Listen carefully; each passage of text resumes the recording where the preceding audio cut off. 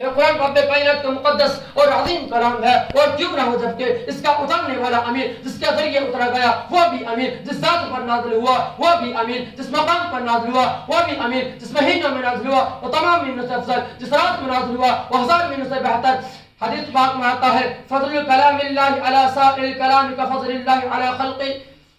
جس نے قرآن پڑھا اور اس پر عمل کیا اس کے والدین کو کل قیامت کے دن سورج سے زیادہ روشن تاج بنایا جائے گا، اور پڑھنے کا مقام ہے کہ اس کے والدین کو اس قدر نوازا جائے گا، خود پڑھنے والے کے مقام اور مرتبہ کا کیا عالم ہوگا۔ مسلمان لوگ، یہ قرآن کریم و عظیم برکت سے عادت ہے جو روح خداوندی معدن حیات سرچشمہ زندگی ہے، وہ عرب قوم جو پشتہا پشت سے چلی آ رہی تھی، دنیا جس کو ظلم حقیق جانتی تھی، کوئی ان کو ان کی مینگلوں میں کھیلنے والا سمجھتا، کوئی ان کو جوہرۂ عرب کا خطاب دیتا، کوئی ان کو جاہلین مکہ کہتا، لیکن جب قرآن آیا جس کا نام جوہرۂ عرب تھا، صحابہ کرام رو گیا، جس کو نفرت سے یاد کیا جاتا تھا، ان کو رضی اللہ تعالی عنہم برسوعان کو احساس ملا، جس زمانے کا نام جاہلیت تھا اس زمانے کا نام خیر القرون ہو گیا۔ وہ مردہ قوم جو کروٹ نہیں لے سکتی تھی، طاقت و قوت سے ایسی لیس ہو گئی، اس نے بڑی بڑی حکومتوں اور سلطنت کا تختہ پلٹ دیا۔ محترم دوستو، قرآن آیا، زمین و مکان میں زندگی آئی، قرآن آیا، عدل و مساوات کا پیغام آیا، قرآن آیا، بسر اسلام پھیلا،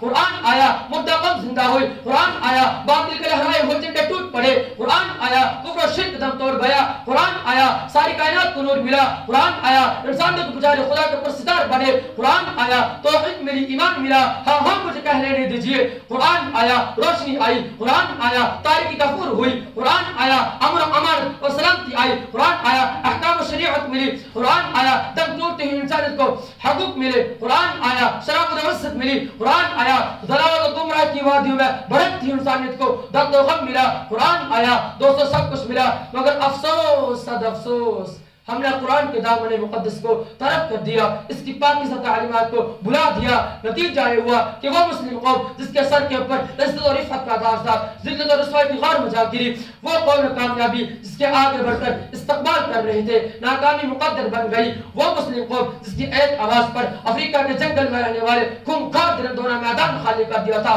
آج ایک یونٹی بھی اس کے حکم ماننے کو تیار نہیں۔ وہ مسلم قوم جس نے بڑی بڑی حکومتوں اور سلطنت کو فریضہ انجام دیا تھا، آج غلامانہ زندگی بسر کر رہے ہیں۔ وہ مسلم قوم جس پر کبھی تاریخ نہ تھی، آج متروکین ہے۔ وہ مسلم قوم جس کی ماضی روشنی، حال و مستقبل اس کا تاریخ ہے۔ مسلمانوں سمجھ جاؤ اور ہوشیار ہو جاؤ، غفلت کا پردہ چاک کر دو، قرآن کریم سے وابستہ ہو جاؤ، ورنہ یاد رکھو یہ تاریخ ہمیں کبھی بھی معاف نہیں کرے گی۔ حاضرین انجمن، جان ساز صحابہ کرام کے کتب خانے میں اور کوئی کتاب نہ تھی، اسی کو لے کر آگے بڑھے، کامیابی ان کے قدم چومتی چلے گئی۔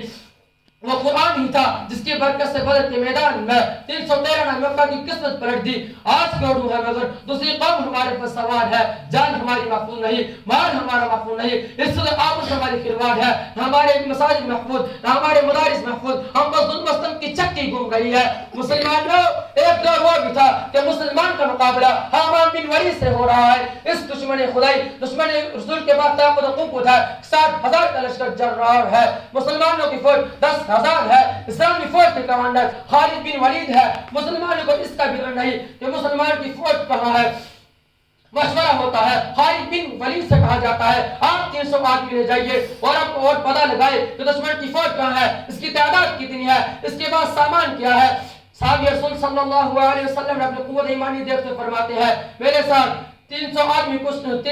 کچھ نہیں، 30 آدمی لے جاؤ۔ صحابہ عرض کرتے ہیں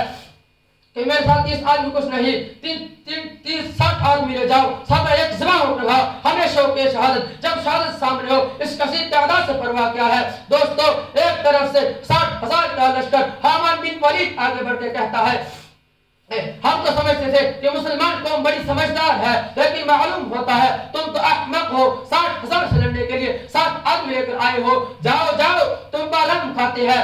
دو بڑے حجور چند اشرفہ دیتے ہیں، کیوں اپنی جات پر ظلم کرنے آئے ہو، یہاں سے چلے جاؤ۔ دوستو، ذکر بہاد رکھیے اور سنیے، حضرت خالد بن ولید فرماتے ہیں وارث بن کر آیا ہے، کمانڈر بن کر آیا ہے، تجھے شرم نہیں آتی، اپنی اس دلی کو قواعد کے پردے میں چھپاتا ہے، تمہیں لڑنے کی طاقت و قوت نہیں ہے۔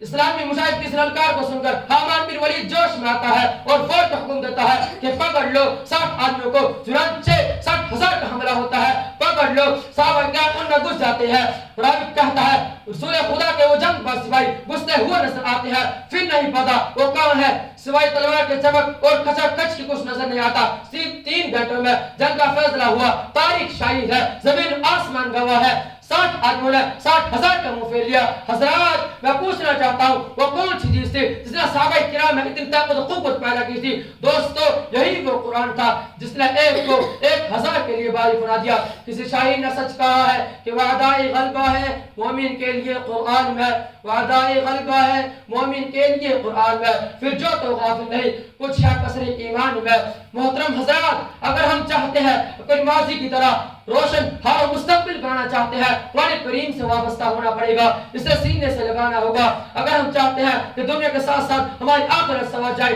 दोस्तों इसकी तालीमात पर अमल करना होगा। खुदा न खास्ता आज हमने अपने बच्चों को धोखा से के लालच में दीन से दूर रखा